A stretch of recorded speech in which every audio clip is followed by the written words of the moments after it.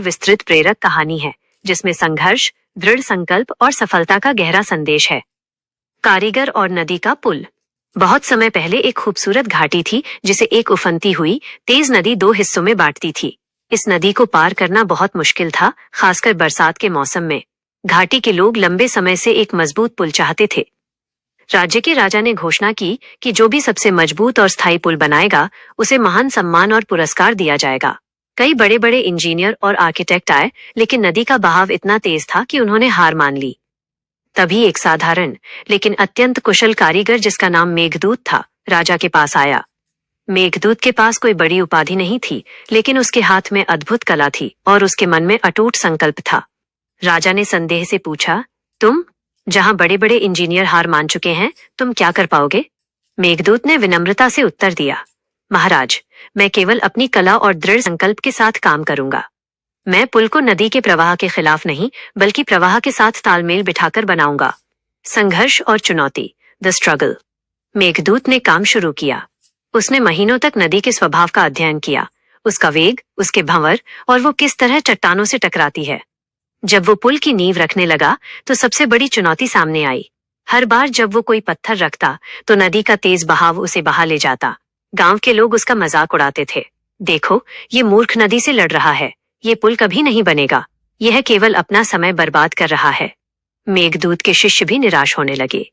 एक दिन उसके सबसे प्रिय शिष्य ने कहा, गुरुजी, हम इतने पत्थर लगा चुके हैं, लेकिन सब बह जाते हैं, क्या हमें हार मान लेनी चाहिए? मेघदूत मुस्कुराया।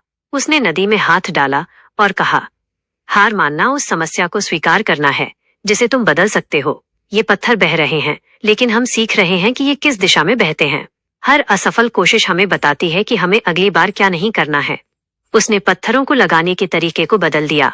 उसने भारी सीधे पत्थरों के बजाय छोटे चिकने पत्थरों का उपयोग शुरू किया, जिन्हें वो इस तरह से फंसाता था कि वे नदी के दबाव को सोख लें, न कि उसका विरोध करें। अटूट दृढ़ संकल्प, द रिजॉल्व। साल बीत गए। मेघदूत ने अपना काम कभी नहीं छोड़ा। वो सर्दी, गर्मी और तूफानों में लगा रहा। उसने अपने काम में केवल पूर्णता पर ध्यान दिया, न कि आलोचकों की बातों पर। उसका मानना था कि अगर काम ईमानदारी से किया जाए तो परिणाम देर सबेर जरूर मिलेगा। धीरे धीरे, इंच दर इंच पुल खड़ा होने लगा। उसकी नींव ऐसी थी कि वो नदी के प्रवाह को सहने के लिए लचीली, फ्लेक्सिबल थी, न कि उसे तोड़ने के लिए कठोर, रिजिड। 5 साल बाद एक रात भयानक तूफान आया, जैसा पहले कभी नहीं आया था। नदी दहाड़ रही थी। गांव के लोग डरे हुए थे। उन्हें लगा कि मेघदूत का अधूरा पुल अब बह जाएगा। सुबह हुई तो सब देखने के लिए दौड़े। नदी शांत थी और तूफान थम चुका था। वहां मजबूती से खड़ा था मेघदूत का पुल। उसने तूफान और नदी के प्रकोप को झेल लिया था, क्योंकि वो उनके साथ तालमेल बिठाकर बनाया गया था। सफलता और सम्मान, सक्सेस एंड ऑनर। राजा पुल देखकर चकित रह गया। यह न केवल मजबूत था, बल्कि बहुत सुंदर भी था। राजा ने मेघदूत को दरबार में बुलाया और पूछा, तुमने ये कैसे किया? तुम्हारा रहस्य क्या है? मेघदूत ने कहा, महाराज, मेरा रहस्य केवल 2 बातों में है। 1, हार को शिक्षक बनाना। मैंने हर बार पत्थरों के बहने पर हार नहीं मानी, बल्कि हर बहते पत्थर से पूछा कि तुम क्यों बहे। हर असफलता ने मुझे सिखाया कि नींव को कैसे मजबूत बनाना है। 2, दृढ़ता। मैंने पुल को एक ही रात में बनाने का सपना नहीं देखा। मैंने बस हर दिन अपना सर्वश्रेष्ठ देने का संकल्प लिया। मैंने सिर्फ नींव पर ध्यान दिया। जब नींव मजबूत होती है तो पूरी इमारत अपने आप खड़ी हो जाती है।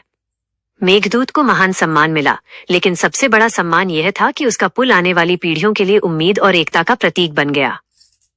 कहानी से प्रेरणा। संघर्ष अनिवार्य है। जीवन में सफलता की नींव असफलता और आलोचना के पत्थरों से ही बनती है। हर असफलता एक महत्वपूर्ण सबक होती है। लचीलापन, फ्लेक्सिबिलिटी अपनाएं। नदी के विरोध में खड़े होने के बजाय उसके प्रवाह के साथ तालमेल बिठाना सीखें। परिस्थितियों के खिलाफ लड़ने के बजाय उनसे कुछ सीखकर आगे बढ़ें। रोज थोड़ा बेहतर करें।